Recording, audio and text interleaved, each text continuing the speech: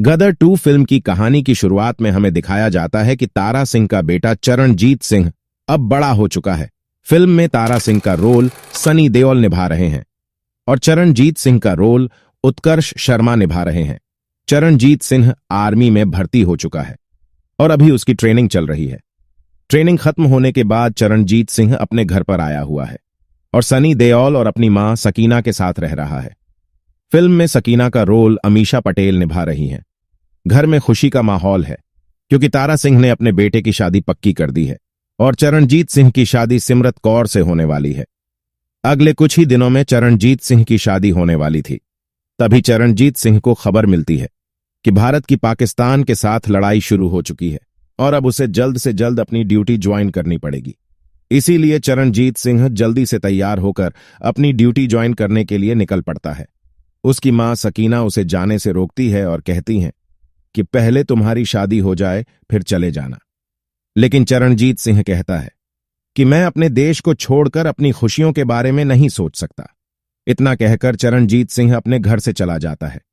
दूसरी तरफ हमें भारत और पाकिस्तान का युद्ध दिखाया जाता है जिसमें भारत के सैनिक पाकिस्तान से लोहा ले रहे थे और चरणजीत सिंह भी अपनी ड्यूटी पर लौट चुका था और पाकिस्तान के सैनिकों से लड़ रहा था। इसी तरह कई दिन बीत जाते हैं और आखिरी में पाकिस्तान हार मान लेता है और सरेंडर कर देता है। पाकिस्तान के सरेंडर करने के बाद भारत पाकिस्तान के पकड़े हुए सैनिकों को पाकिस्तान को सौंप देता है और पाकिस्तान भी भारत के कुछ सैनिकों को भारत को सौंप देता है। लेकिन पाकिस्तान भारत के 5 सैनिकों को नहीं छोड़ता और उन्हीं में से एक होता है चरणजीत सिंह। कई दिनों तक चरणजीत सिंह के बारे में कोई खबर न मिलने की वजह से सरकार सोचती है कि चरणजीत सिंह और उसके साथ 4 सैनिक जंग में शहीद हो गए। सभी तरफ मातम का माहौल फैल जाता है। चरणजीत सिंह को गायब हुए लगभग 1 साल से ज्यादा का समय बीत चुका था और सभी को लग रहा था कि वो मर चुका है, पर वो अभी जिंदा था और पाकिस्तान की जेल में कैद था। कुछ ही दिनों के बाद इंडियन आर्मी के जवान एक पाकिस्तानी जवान को पकड़ लेते हैं। थोड़ा टॉर्चर करने के बाद वह पाकिस्तान का जवान बताता है कि 1971 के युद्ध के बाद जो भारत के 5 जवान गायब हुए थे वो आज भी जिंदा है और पाकिस्तान की जेल में कैद है। जब सरकार को ये बात पता चलती है तो सरकार पाकिस्तान की आर्मी से इसका जवाब मांगती है, पर पाकिस्तान आर्मी बताती है कि उन्होंने भारत के किसी भी जवान को कैद करके नहीं रखा है। जब ये खबर तारा सिंह तक पहुंचती है तो तारा सिंह को पक्का विश्वास हो जाता है कि उनका बेटा चरणजीत सिंह आज भी जिंदा है और पाकिस्तान में कैद है। इसीलिए वो सरकार से गुहार लगाते हैं कि उनके बेटे को जल्द से जल्द पाकिस्तान की कैद से छुड़वा लिया जाए। सरकार कहती है कि हमारे पास ऐसा कोई सबूत नहीं है जिससे यह साबित हो सके कि चरणजीत सिंह और उनके कई साथी आज भी पाकिस्तान की कैद में हैं। कुछ दिनों तक सरकार का इंतजार करने के बाद तारा सिंह खुद फैसला करता है कि वो पाकिस्तान जाएगा और अपने बेटे को वहां से छुड़वाकर भारत वापस लाएगा। दूसरी तरफ हमें दिखाया जाता है कि पाकिस्तान का एक आर्मी ऑफिसर जिसका नाम मोहम्मद है, फिल्म में मोहम्मद का रोल रोहित चौधरी निभा रहे हैं। वो जेल में आया हुआ है। जेल में हमें अब चरणजीत सिंह की एक झलक देखने को मिलती है जो काफी बुरी हालत में है और उसके शरीर के कई हिस्सों से खून भी बह रहा है। चरणजीत सिंह के साथ हमें भारत के और भी कई सैनिक दिखाए जाते हैं जिनको बड़ी बेरहमी से पाकिस्तान की जेल में रखा हुआ था। लंबे समय से मोहम्मद चरणजीत सिंह और उसके साथियों को टॉर्चर कर रहा है जिससे वो भारत की सेना के कुछ इंपॉर्टेंट हथियार और स्पेशल जगहों के बारे में जान सकें, जिसकी मदद से वो भारत में अपने आतंकवादियों को गुस्सा सके और 1971 के हारे हुए युद्ध का बदला ले सके। मोहम्मद चरणजीत सिंह और उसके साथियों को काफी टॉर्चर करता है लेकिन इनमें से कोई भी अपना मुंह नहीं खोलता। इसीलिए मोहम्मद अपने सिपाहियों से कहता है कि इन्हें ना ही मरने देना है और ना ही जीने देना है। जब तक इनके शरीर से इनकी जान ना निकल जाए तब तक इनसे सच उगलवाते रहो। दूसरी तरफ हमें तारा सिंह को दिखाया जाता है जो पाकिस्तान में जाने की तैयारी कर रहा था और सरकार को बिना बताए एक सरकारी अधिकारी की मदद से तारा सिंह पाकिस्तान में जाने वाली एक मालगाड़ी में बैठकर पाकिस्तान तक तो पहुंच जाता है। लेकिन वो वहां पर किसी को जानता नहीं था और उसे ये भी नहीं पता था कि पाकिस्तान की आर्मी ने उसके बेटे चरणजीत सिंह को कहा पर छुपा के रखा है। पाकिस्तान में रहते रहते तारा सिंह वहां पर अपना ठिकाना तो बना लेता है पर उसको अभी तक चरणजीत सिंह की कोई भी खबर नहीं मिली थी।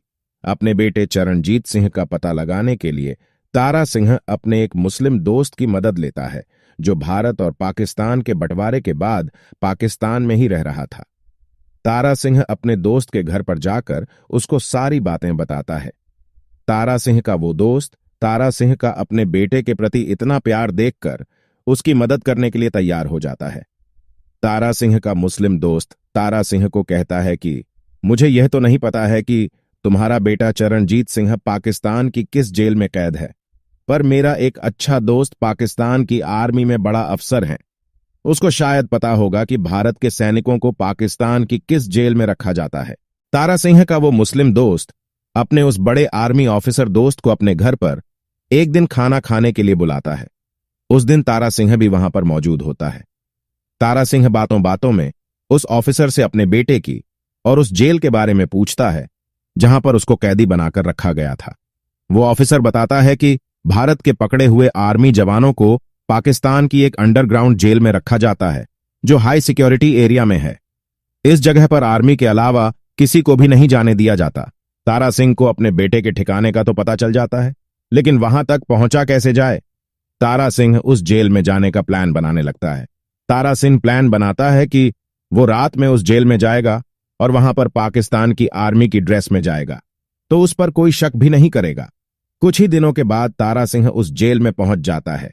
चारों तरफ अंधेरा ही अंधेरा था और इस अंधेरे के बीच में तारा सिंह पाकिस्तान की आर्मी के एक जवान को पकड़ लेता है और उसे वहीं पर मारकर उसकी ड्रेस पहनकर उस जेल में उसी जवान का आई कार्ड इस्तेमाल करके घुस जाता है।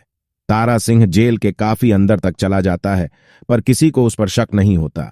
लेकिन तारा सिंह को चरणजीत सिंह के बारे में कोई खबर नहीं मिलती। तभी उसको एक जवान के चिल्लाने की आवाज आती है, जिसको जमीन के अंदर कैद करके रखा गया था। तारा सिंह अंडरग्राउंड जेल का दरवाजा खोलता है तो उसे भारत के कुछ जवान देखते हैं और उन्हीं के बीच में होता है चरणजीत सिंह। चरणजीत सिंह की इतनी बुरी हालत देखकर तारा सिंह भी वहां पर रोने लगता है और उनसे कहता है कि घबराओ मत, मैं आ गया हूं। मैं अब हर एक जवान को वापस भारत ले जाऊंगा। तारा सिंह एक एक जवान को वहां से निकालना शुरू करता है और आखिरी में चरणजीत सिंह को लेकर वहां से निकल जाता है। बीच में कुछ जवान तारा सिंह को देख लेते हैं और उनका पीछा करने लगते हैं। तारा सिंह उन सभी भारत के जवानों को आगे भेज देता है और जो पाकिस्तान के जवान इनका पीछा कर रहे थे उन सभी जवानों को वहीं पर मार देता है। तभी पूरी जेल में भगदड़ मच जाती है कि भारत के सभी जवान जेल से भाग गए हैं। जब ये खबर मोहम्मद तक पहुंचती है तो वो पाकिस्तान की सभी सीमाओं पर सिक्योरिटी बढ़ा देता है और भारत के उन सभी जवानों और तारा सिंह को ढूंढने के लिए इधर उधर भागने लगते हैं। दूसरी तरफ तारा सिंह सभी जवानों को लेकर एक जंगल में छिपकर बैठा था और पाकिस्तान से बाहर निकलने का इंतजार कर रहा था। मोहम्मद को खबर मिलती है कि भारत के भागे हुए उन जवानों को जंगल की तरफ जाते हुए देखा गया है। तभी मोहम्मद अपने जवानों की एक टुकड़ी को लेकर जंगल की तरफ रवाना होता है। अब मोहम्मद जंगल में सर्च ऑपरेशन शुरू करता है, लेकिन तारा सिंह और भारत के जवान मिलकर उन सभी पाकिस्तान के जवानों को वहीं पर मौत की नींद सुला देते हैं। मोहम्मद कई बार इन पर हमला करता है, लेकिन तारा सिंह अपनी चतुराई से और अपनी ताकत से उन सभी जवानों को या तो वहां से भगा देता है या उन्हें मार देता है। तभी तारा सिंह को पता चलता है कि इसी जंगल में एक नदी बहती है जो आगे चलकर भारत की सीमा में दाखिल होती है। तारा सिंह इस नदी के जरिए ही भारत में जाने का प्लान बनाता है। तारा सिंह उन सिपाहियों की मदद से नाव बनाना शुरू करता है। एक ही दिन में तारा सिंह नाव बनाकर तैयार कर देता है और रात में उस नदी की मदद से भारत की सीमा में दाखिल होने का प्लान बनाता है। लेकिन मोहम्मद भी जानता था कि इसी जंगल के अंदर से एक नदी बहती है जो सीधा भारत में जाती है। इसीलिए मोहम्मद नदी पर नजर रखना शुरू कर देता है और जहां से यह नदी भारत की सीमा में दाखिल होती थी वहां पर अपने सैनिक की एक टुकड़ी खड़ी कर देता है। अब तारा सिंह अपने सभी जवानों को रात में उस नदी की मदद से भारत की सीमा में दाखिल होने ही वाले थे। तभी मोहम्मद के जवान इन्हें देख लेते हैं और उन पर हमला शुरू कर देते हैं। लेकिन तारा सिंह और भारत के वे जवान पाकिस्तान की सेना से हथियार छीने हैं और उन्हीं से इनके ऊपर हमला शुरू कर देते हैं। अब ये भारत की सीमा से थोड़ी दूरी पर ही थे। तभी मोहम्मद भी वहां पर पहुंच जाता है और अब तारा सिंह और मोहम्मद का आमना सामना होता है। तारा सिंह मोहम्मद को मार देता है और भारत की सीमा में दाखिल हो जाता है।